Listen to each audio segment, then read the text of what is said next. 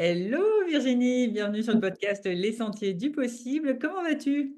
Eh ben super, je sors de vacances, donc je suis requinquée. Merci en tout cas Alexandra pour cette invitation, ça me fait énormément plaisir. Eh ben, avec grand plaisir et merci à toi parce qu'en général en retour de vacances on a une to-do list énorme. Donc je suis ravie de t'attraper comme ça juste en retour de vacances. T'étais avec tes enfants en vacances? Oui, on était à la maison, mais on a profité pour faire plein de choses on repousse tout le temps, tout le temps, tout le temps, mais voilà, on a fait. Et puis ma sœur est venue, donc j'ai bien profité aussi de la famille. Ah, trop cool. Virginie, pour ceux qui ne te connaissent pas, moi je dirais que tu es un peu la queen du reflux bébé, colique bébé et tout ça. Toi, comment tu te définirais? Comment je me définirais? Un peu toujours une question très compliquée. Alors, déjà, je suis une maman de deux grands-enfants maintenant. De ce parcours de maternité, ça a déclenché, comme j'imagine chez beaucoup de femmes, des questionnements sur sa vie professionnelle, sur qu'est-ce qu'on veut pour notre vie, notre sphère privée, notre sphère professionnelle. Et on essaye toujours de chercher cet équilibre qui peut parfois être très compliqué, sachant que moi, je suis une ancienne infirmière, que je travaillais en 12 heures, que j'étais aussi frontalière en Suisse, donc j'avais 1h20 à l'aller, 1h20 au retour. Donc, ça faisait des amplitudes de travail énormes et je ne voyais pas beaucoup mes enfants. Donc, comment je me définirais? Je suis quelqu'un qui est battant, qui a la niaque, qui a un objectif et qui va mettre tout en œuvre pour pouvoir l'atteindre. Derrière, voilà, je me suis construit une nouvelle vie, entre guillemets, ou avec des nouvelles aspirations pour pouvoir sortir de ce métro boulot dodo dans lequel j'étais et pour construire petit à petit la vie dont je rêvais. Et là, en janvier, ça y est, j'ai passé le gros premier objectif que je m'étais fixé, c'est-à-dire être 100% à la maison avec les enfants en générant suffisamment de revenus pour que, ben, en septembre, ma fille, ma grande qui me gardait ma petite, elle part au lycée, donc j'avais plus le choix, il fallait que je trouve quelque chose. Donc voilà, je me suis donné les moyens en l'espace de 2 ans pour résoudre ce gros conflit qui se posait. Et voilà, je suis quelqu'un qui a la niaque, vraiment, qui cherche à avancer au maximum. Et je suis quelqu'un aussi qui n'aime pas rester sur ses acquis, c'est-à-dire que dans mes accompagnements sur le bébé reflux, si tu veux, quand il y a quelque chose que je n'y arrive pas ou que j'arrive pas à débloquer une situation pour une maman, eh ben, je vais passer des heures sur les études scientifiques, des heures à comprendre, à échanger aussi avec d'autres pros pour comprendre qu'est-ce qui se joue derrière et apporter le levier supplémentaire que j'avais pas pour pouvoir aider ces mamans. Et c'est comme ça, en fait, qu'en termes de compétences, je suis montée, montée, montée pour devenir un peu l'experte du reflux en francophonie sur la prise en charge des bébés qui ont des reflux avec des accompagnements spécifiques pour les mamans et les papas. Et ben, ça marche tellement bien que les pros sont venus me chercher aussi. Et maintenant, je fais une formation professionnelle également. Super.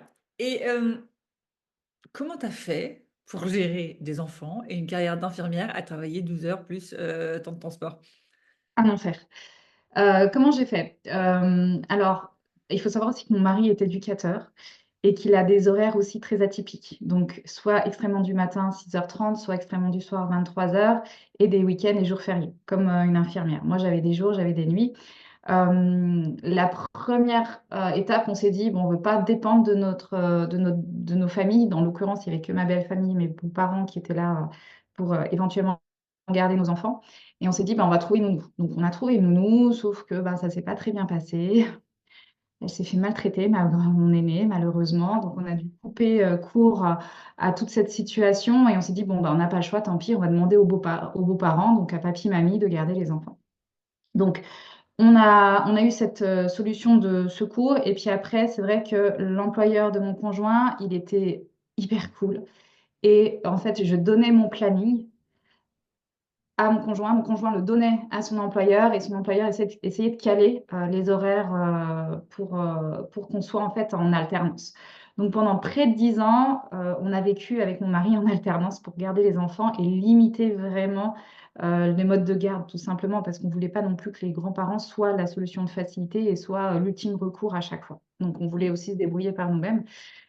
Donc voilà, on a fait en fonction de ce qu'on a pu, avec les ressources qu'on a pu, mais on s'en est plutôt bien débrouillé parce que finalement, quand on voyait les copains, les collègues qui mettaient facilement 20, 30 heures de garderie chez les enfants, ben nous, on était peut-être entre 5 et 6 heures. Mais derrière, qu'est-ce que ça voudrait dire? Ça voulait dire, c'est que moi, quand je travaillais de nuit, ben, je dormais pas la journée. Ouais. Et ça, tu le fais quand tu es jeune.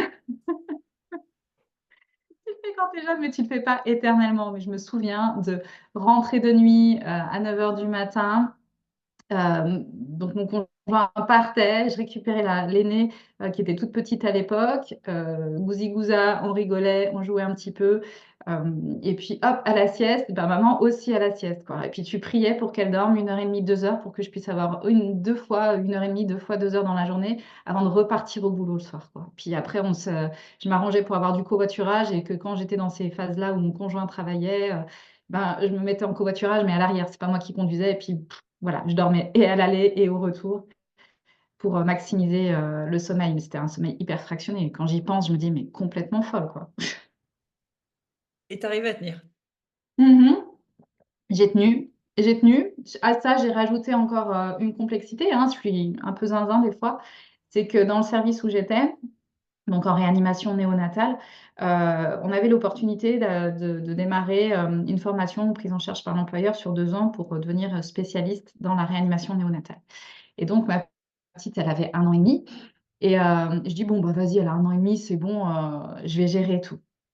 J'ai fait la formation, hyper intense, hyper stressante. Bon, ça m'a foutu en l'air. Au bout de 2 ans, j'ai fini en burn-out. Donc j'ai peut-être tenu au total 3 ans, mais le corps, il a dit stop au bout d'un moment. Ouais. Et du coup, comment t'es venue l'idée de te mettre à ton compte? Alors ça a été un cheminement que j'ai fait petit à petit parce que j'ai eu la chance, à travers ce service de néonatologie, de me former énormément à la prise en charge du nourrisson, mais aussi aux prises en charge de l'allaitement. Et de fil en aiguille, j'ai passé un diplôme qui s'appelle consultante en lactation IBCLC, c'est-à-dire qu'on est reconnu au niveau international pour prendre en charge des allaitements maternels. On est les expertes en fait en allaitement maternel. Et j'ai eu la chance d'être formée par mon centre hospitalier. Et je me suis dit, bon, ben, deuxième enfant qui arrive, j'ai ce diplôme-là. Je me dis, bon, ben, je vais commencer peut-être à baisser un petit peu mon temps de travail pour pouvoir développer des consultations à côté. Donc, je me vois encore sur la période de fin de grossesse, premier trimestre, entre 0 et 6 mois avant que je reprenne le travail. Ben, je me vois sur l'ordinateur en train de commencer à développer un petit peu ces consultations, à faire mon site internet, à regarder un petit peu à droite à gauche sur ce qui existait en 2016 pour développer son activité. Et donc, comme ça, petit à petit, ben, j'ai commencé à baisser mon temps de travail. Alors, quand je dis baisser mon temps de travail, c'était 10%, hein. C'est-à-dire qu'en Suisse, on travaille à 42 heures, donc je suis redescendue à 35 heures, tout simplement. Donc, j'ai gagné en soi 2 jours de 12 heures de travail dans le mois. Et puis, ben, j'ai commencé à développer mon activité. Donc, au début, vu que je venais juste d'être diplômée en allaitement, je faisais des consultations gratuites pour me faire la main et puis comprendre un peu comment faire et puis trouver un peu mon style. Et puis, j'ai eu trop de succès. Donc, j'ai commencé à tarifer petit à petit.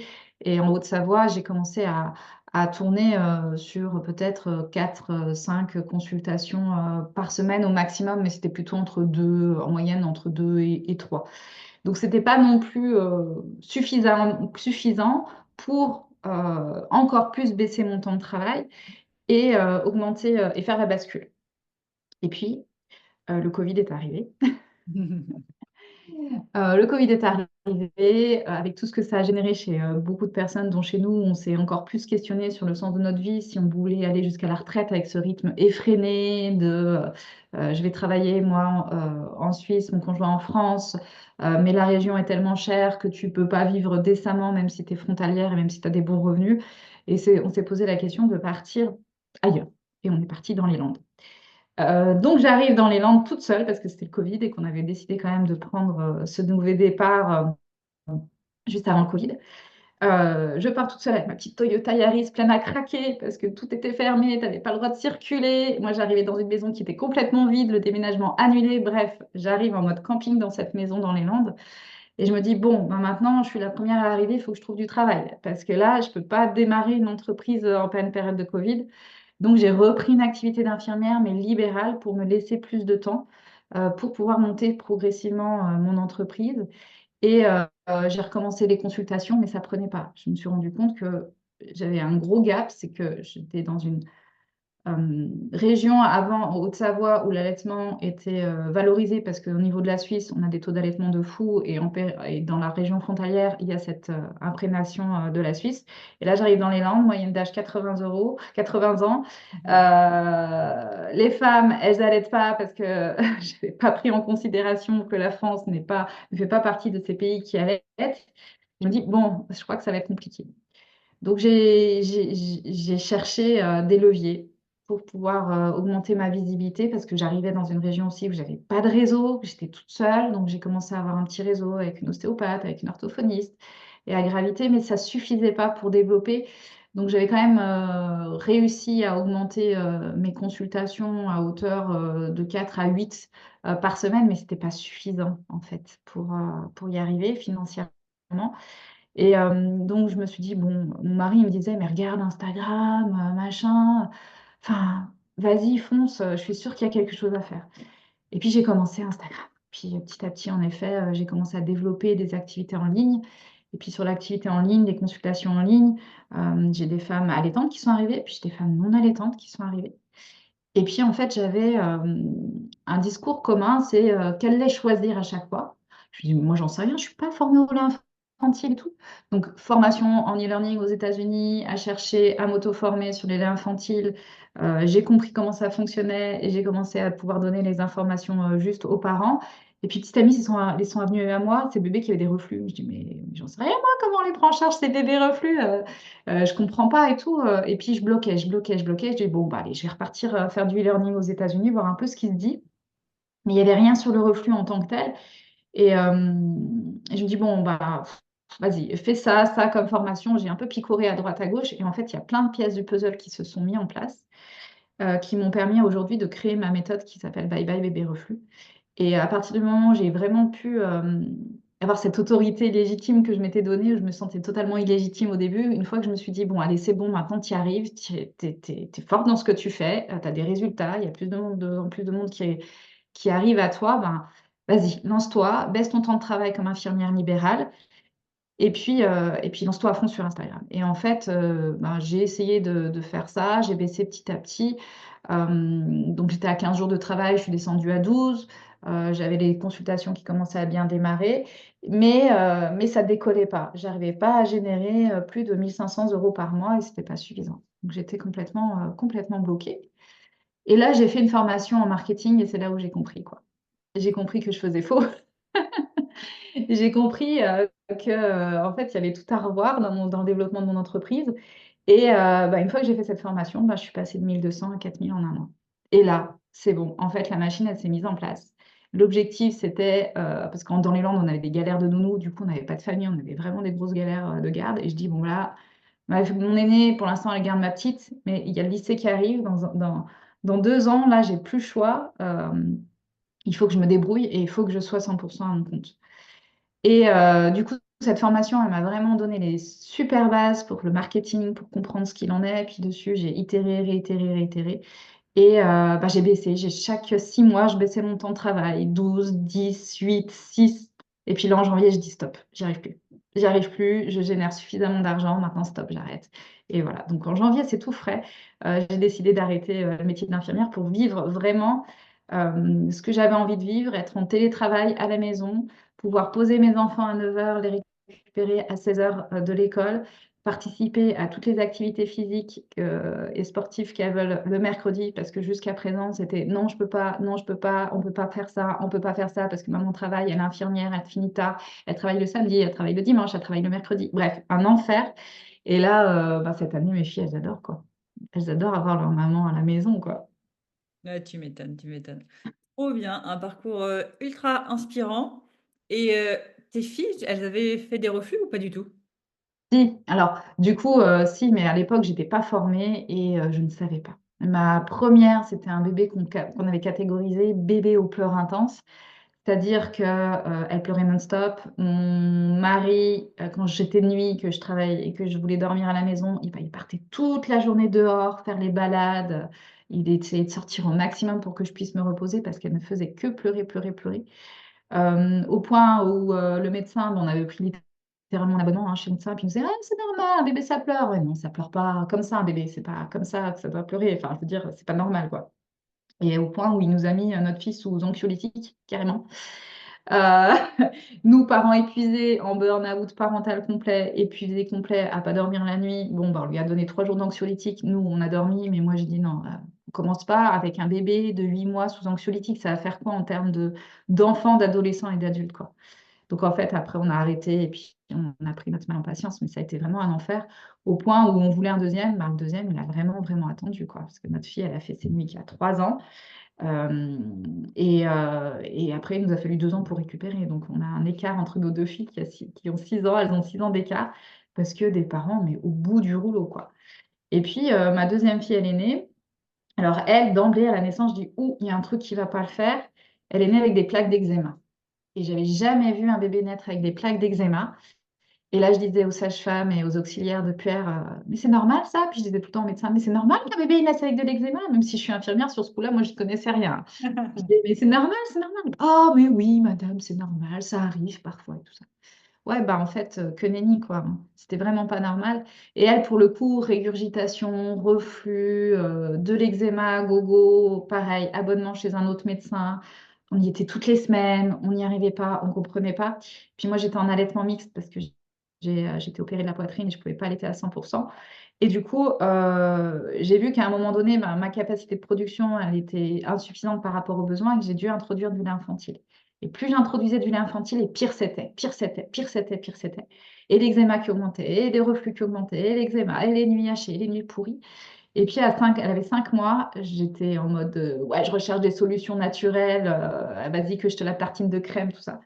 Et je me souviens, à 5 mois, en pétage de plomb complet, j'ai pris de l'huile de coco, du beurre de karité, j'ai mélangé, j'ai tartiné ma fille, et là, urticaire géant, gonflement des yeux, de la bouche, j'ai pris ma gamine, je suis partie chez le médecin, je m'en foutais qu'il y avait quelqu'un à l'intérieur, je suis rentrée comme une trombe avec ma fille au bout des bras. Tu regardez ma fille, c'est pas possible, depuis le temps que je vous dis qu'il y a un problème.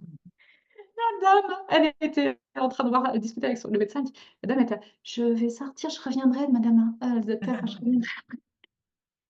Et là, du coup, on m'a donné un lait spécial et avec le lait spécial, tout s'est résolu. Donc, c'est là aussi, j'ai commencé à me dire, bon, il y a un problème, il y a un truc avec ces allergies, il y a un truc avec les protéines de lait de vache. Enfin, et c'est resté dans un coin de ma tête. Et puis, quand je suis retournée travailler en réa néonate, je les voyais, ces bébés reflux, puis j'ai essayé d'apporter ce que j'avais vécu avec ma fille dans le service. Mais alors, c'était mort, hein. Vraiment, c'était vraiment mort. Mais c'est toujours resté, en fait. C'est toujours resté en moi. Et dès que je voyais des bébés qui n'étaient pas bien, je disais, bon, on va travailler sur les protéines de lait de vache. Peut-être que ça va aller mieux. Mais c'était pas suffisant. Et c'est là où, en fait, après, quand je suis arrivée là dans les Landes, je me suis vraiment bien plus formée pour comprendre ce qui se passait dans le reflux des bébés. Mais c'était un enfer, un vrai enfer. Ah, mais j'aurais rêvé de te connaître, tu vois, quelques années plus tôt, parce que clairement, moi, j'ai eu pareil que toi. La première pleurait non-stop. Même, tu sais, quand on dit, mais en voiture, mais en poussette, non, ça change rien, c'est pire. C'est ça. Fallait juste la porter en écharpe et marcher et jamais s'arrêter. Si tu t'arrêtais, t'étais foutu. Et le deuxième, régurgitation, eczéma, tout ça. Donc, voilà. C'est cool qu'il y ait des gens comme toi qui sont là pour démocratiser le sujet où les médecins te disent, sois patient, c'est normal, il faut attendre qu'il marche. Euh, Non. donc voilà, donc je comprends bien cet enfer. Et justement, moi je suis comme toi, hein, j'ai super mal vécu cette période. Là, avec du recul, pour les parents qui ont des enfants en bas âge, comment tu trouves du sens là-dedans? Enfin, toi, comment tu leur donnerais quoi comme conseil pour éviter de finir sur les rotules épuisés en mode. Enfin, tu sais, moi, j'ai vraiment compris les parents. Alors, c'est horrible ce que je veux dire, je sais, qui mettent leur enfant au congélo. Tu vois, je me dis, mais en fait, il faut vraiment être solide psychologiquement pour te dire, ouh, allez, prends sur moi, je garde, ça va passer. Ouais, non, c'est chaud, hein. Non, c'est des périodes qui sont difficiles, hein, tellement en fait, quand tu as des bébés qui sont pas bien, ça joue énormément sur toi, sur ton émotion. Alors déjà, tu es fatigué, tu es en postpartum, quand c'est ton premier bébé, tu es complètement largué, tu connais rien. Tu fais confiance à ton médecin, il te dit que ça va passer en grandissant, puis il y a le premier mois qui passe, le deuxième, le troisième, le quatrième. Et moi, je dis aux mamans, le reflux, vraiment, il faut s'en occuper dès qu'ils sont petits. Dès qu'on voit que le bébé il est impacté par ses régurgitations, qu'il dort pas, qu'on doit le maintenir verticalisé tout le temps, qu'il pleure plus ou moins régulièrement, il faut pas attendre. Il faut pas attendre. Il faut pas attendre qu'il y ait soi-disant cette maturité digestive qui certes arrive à 3 mois, mais on voit bien que quand on a un reflux qui pose vraiment problème, ben, même s'il y a la maturité digestive à 3 mois, ça fonctionne pas.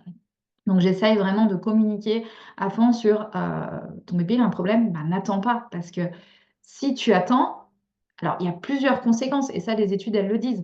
Qu'est-ce qui se passe sur un bébé qui va avoir du reflux, qui va être inconfortable ou des grosses coliques, hein, sans avoir forcément des reflux, mais des gros problèmes digestifs? Qu'est-ce qui va se passer? Il va y avoir deux choses qui vont se passer. Il y a des choses qui vont se passer pour le bébé et des choses qui vont se passer pour le parent. Et là, les études elles nous disent que pour le bébé, ce reflux, il va entraîner des troubles de l'oralité, des troubles à la diversification. C'est des bébés qui vont avoir tendance à moins manger, qui vont avoir un rapport à l'alimentation compliqué, qui vont être hyper sélectifs, qui vont avoir des néophobies. Bref, peut-être que oui, ça va passer dans les 3, 4, 5 prochains mois et encore, mais en fait, derrière, si ça passe pas, tu vas rentrer dans une autre galère. Et ça va traîner, traîner, traîner, traîner, traîner jusqu'à ce que ton enfant il ait 2, 3 ans, quoi. Et donc, toi, en parallèle, qu'est-ce que tu fais en tant que parent? Eh ben, on le sait aussi au niveau des études scientifiques, c'est que un bébé qui pleure, au début, la maman, je dis la maman parce qu'il faut se l'avouer, c'est beaucoup plus la maman qui va s'occuper des bébés, mais les papas, quand ils ont la chance d'être là, bah, ils relaient aussi et ça fait du bien aux mamans. Mais on va tout mettre son énergie le premier mois, puis le deuxième mois, on va plus y arriver, puis le troisième mois, on va plus y arriver, et on avance comme ça dans les mois. Et on voit les mamans qui sombrent petit à petit dans la dépression du postpartum. Il y a beaucoup de dépression du postpartum à cause de ces bébés qui ont des reflux ou des grosses coliques. Et on voit, et on voit aussi qu'on a une augmentation du risque du bébé secoué, parce que par épuisement, t'en peux plus de ce bébé, bah, tu as juste envie de le secouer. Donc, tu peux le penser, mais parfois, bah, tu en arrives au bout et il y a des accidents comme ça. C'est assez rare, mais ça arrive. Et le lien parent-enfant, il est vraiment mis à mal.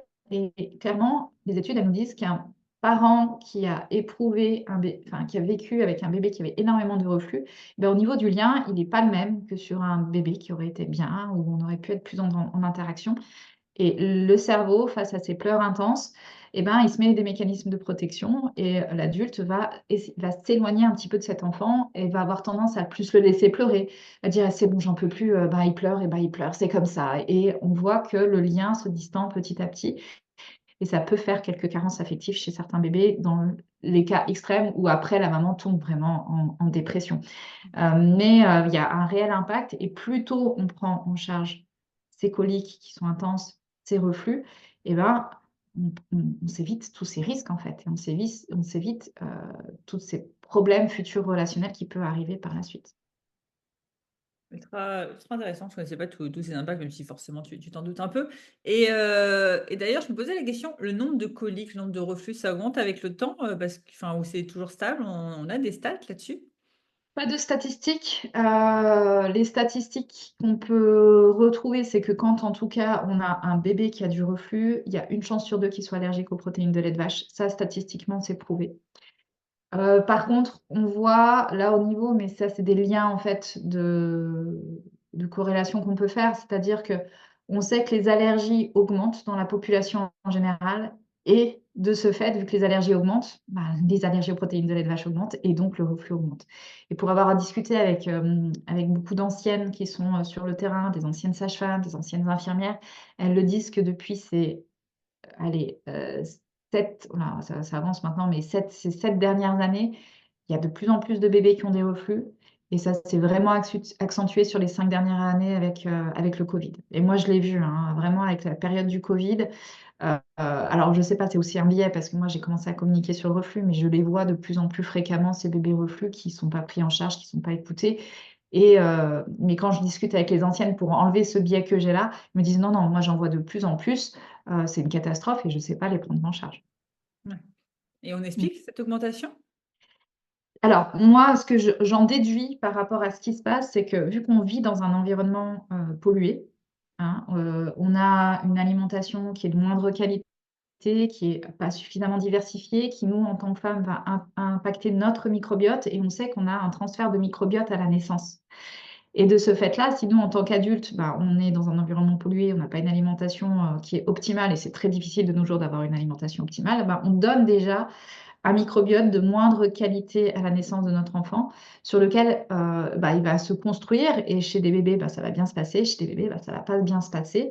Et il faut aussi regarder tous les antécédents génétiques de la famille. Il y a des familles qui ont des grosses histoires familiales de troubles digestifs, des grosses histoires d'allergies alimentaires, environnementales. Et tout ça, ça fait de la prédisposition génétique aussi à avoir des allergies et donc potentiellement du reflux aussi. Donc, si tu veux, on ne sait pas trop pourquoi, mais vraiment, quand on sait que tout part du microbiote et des intestins, bon, tu fais quand même vite le lien entre l'environnement alimentaire et l'environnement d'air que nous respirons en fonction du lieu où tu habites, qui peut avoir un impact. Ok. Ultra intéressant, merci.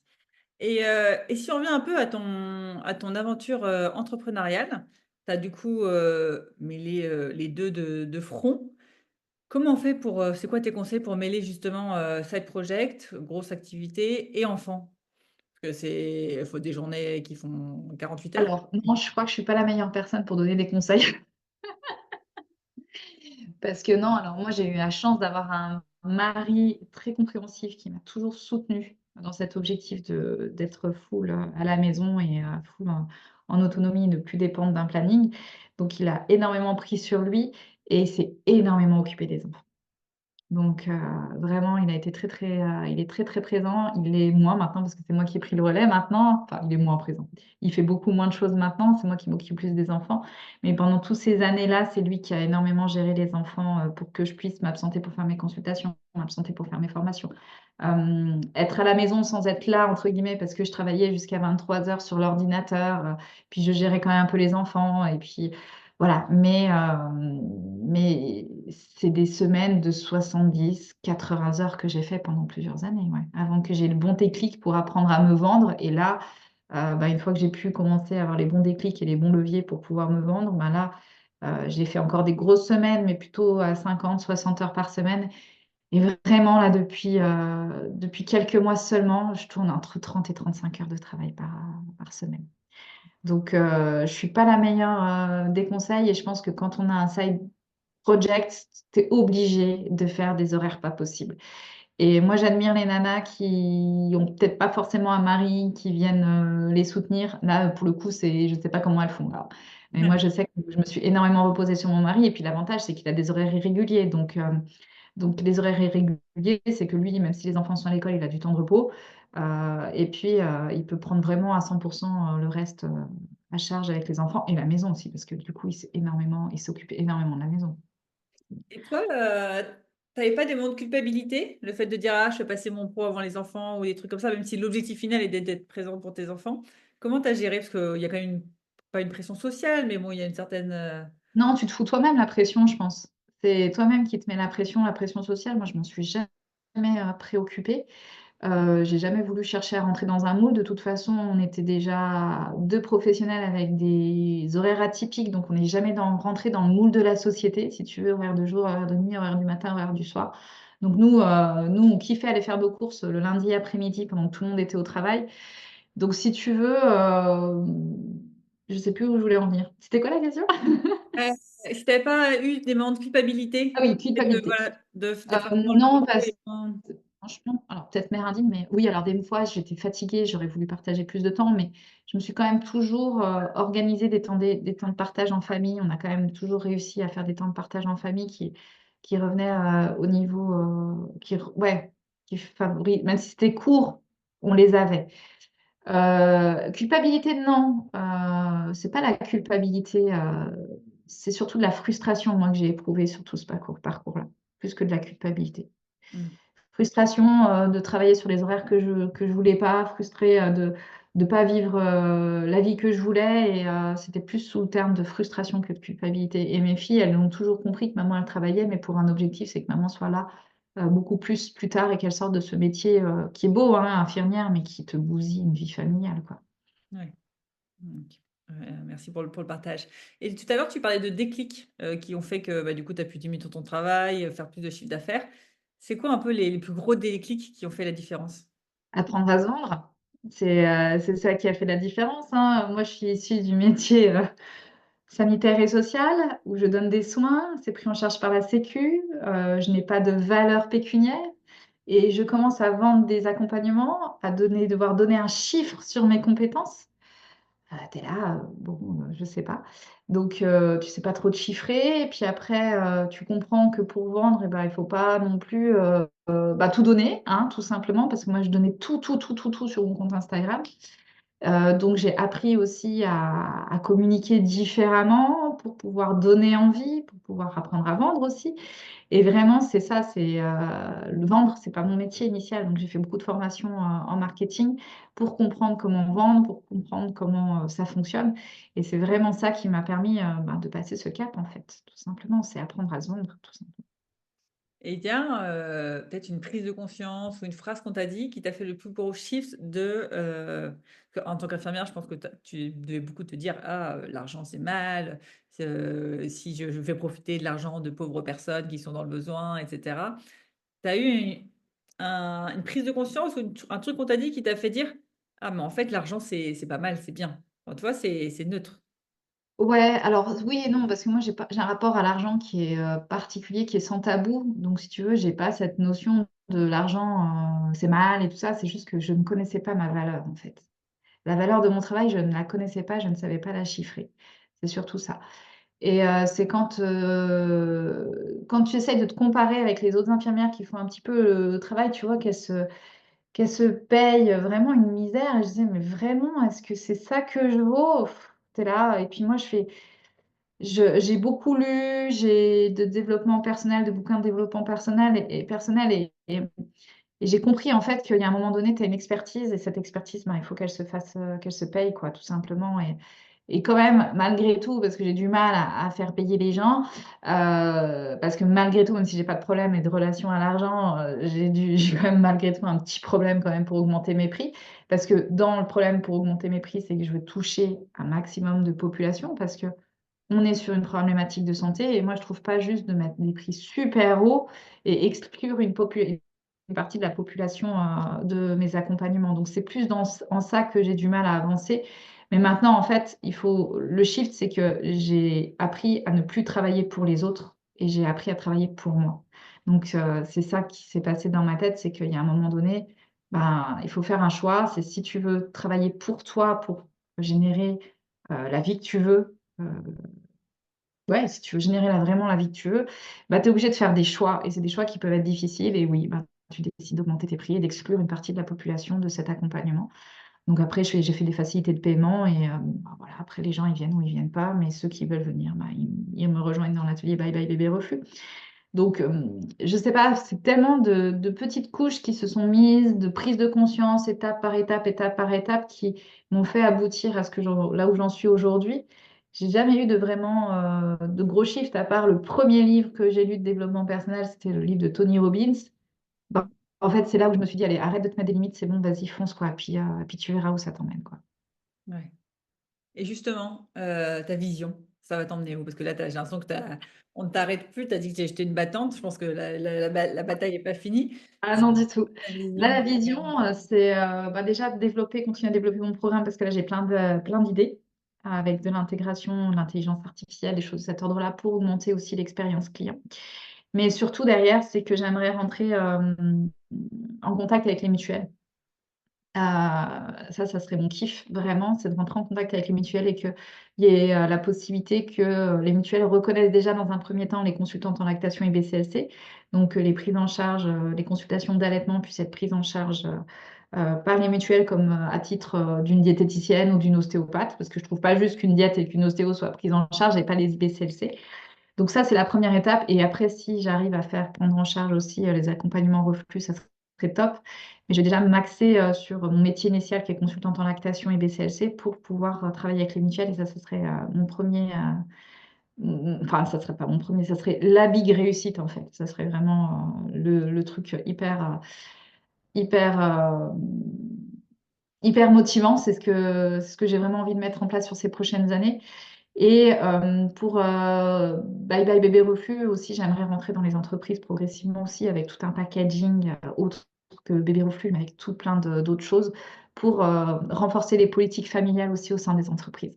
En venant donner via les applications accès aux parents à plat de ressources pour que l'employeur puisse faire bénéficier son employé de toutes ces ressources et qu'il y ait des constructions de politiques salariales orientées vers la famille qui permettent d'améliorer le quotidien des parents au travail, quoi. C'est-à-dire, tu vois, bah, si toi, tu es une employée, que ton bébé il a du reflux, tu sais que tu dois reprendre le travail à 3 mois, ton bébé il dort pas, bah, c'est garanti que derrière, tu vas poser un arrêt maladie parce que tu peux pas. C'est pas possible, quoi. C'est pas possible énergétiquement parlant. Tu peux pas aller retourner au travail avec le manque de sommeil que tu peux avoir et toute la problématique qu'il y a à la maison. Donc, si il y a vraiment une politique familiale qui est mise en place à travers, je sais pas, des applications, je ne suis pas encore au stade de cette réflexion-là, mais qui permettent de résoudre les problèmes des parents avant leur prise du travail, ben, forcément, les employeurs, ils vont avoir des employés qui sont sereins, qui reviennent au travail de manière sereine, détendue, et puis derrière,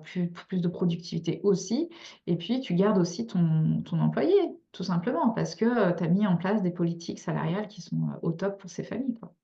Ouais, et puis comme tu dis, hein, si tu règles le problème de sommeil de tes salariés, ils sont clairement plus efficaces la journée, quoi.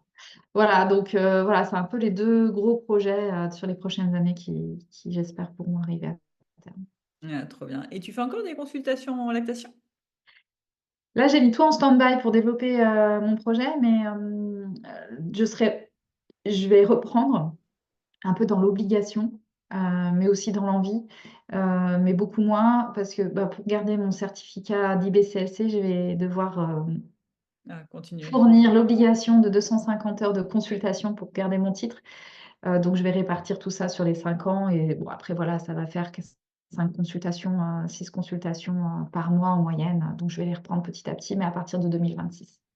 Là, je mets vraiment tout bien dans mon business, tout bien carré pour encore me libérer encore plus de temps pour reprendre, ces consultations. Parce qu'en décembre, j'étais, au bout du rouleau, hein. J'avais, 8 consultations par semaine avec des suivis de 15 jours, voire un mois. Donc, j'avais des roulements où je suivais, je sais même plus, il y a des moments où je devais suivre 20 dames en même temps. C'était juste un enfer, quoi. C'était vraiment un enfer. Donc je ne veux pas retomber là-dedans. OK. OK, OK. Je vois le temps qui passe, l'épisode, touche à sa fin. Est-ce que tu as un dernier conseil pour, bah, des parents qui sont, un peu au fond du gouffre comme beaucoup, pour, bah, justement essayer de voir la lumière au bout du tunnel peut-être? Bah, n'hésitez pas à aller contacter, des gens qui sont compétents dans la problématique de votre bébé déjà, pour résoudre la problématique et vous verrez que derrière tout va être, c'est un cercle vertueux qui va se mettre en place. En fait, vous allez casser ce cercle vicieux dans lequel vous êtes et ça va avoir un impact, ben, sur votre enfant, sur votre humeur, sur votre sommeil et du coup, ça va avoir un impact qui va découler sur plein d'autres sphères de votre vie, privée et pro. Donc ces enfants, quand ils nous épuisent, c'est qu'ils viennent chercher quelque chose en nous, donc n'hésitez pas à aller vous faire accompagner, vous faire aider, pour pouvoir, résoudre ce problème et ne laissez pas traîner parce que plus vous laissez traîner, plus vous perdez de temps pour vous, pour votre enfant et puis plus vous épuisez, hein. C'est vraiment purement de l'épuisement, hein. On parle d'épuisement parental, vraiment. Ouais. Mmh. J'aime bien terminer l'épisode par, une question de coaching qu'on va poser à nos auditeurs ils vont y réfléchir en marchant, et en musique. Est-ce que tu aurais une question comme ça, que toi tu aimes bien te poser ou que tu as envie de poser aux auditeurs pour justement, bah, toujours, remettre, plus de sens dans sa vie, plus de waouh, quoi? Alors la question, c'est quoi? Comment ça peut, si tu cherches le pourquoi du pourquoi du pourquoi du pourquoi, tu trouveras le bon levier pour décanter tout le reste. Je sais pas si je suis claire. Aller chercher la cause profonde, c'est ce que je fais moi avec le reflux, c'est que je vais chercher la cause initiale, vraiment la cause initiale qui va permettre de casser ce cercle vicieux pour pouvoir aller dans un autre cercle vertueux. Donc, pose-toi la question du quelle est ta problématique aujourd'hui et va chercher le pourquoi du pourquoi du pourquoi du pourquoi. Et tu OK, déroules. Et là, en marchant, tu as de quoi réfléchir. en effet. Et ben, un grand merci à toi Virginie pour cet échange. Pour ceux qui veulent te retrouver, t'envoyer des mots doux, où est-ce qu'ils peuvent, pardon, te retrouver? Essentiellement sur Instagram, à part en confiance. Vous pouvez m'envoyer des messages, il n'y a pas de souci, je réponds à chacun d'entre vous. Super, et ben, je mettrai les liens dans le descriptif de l'épisode. Un grand merci à toi Virginie et je te dis à très vite. Ciao. Merci à toi, bye bye, à bientôt.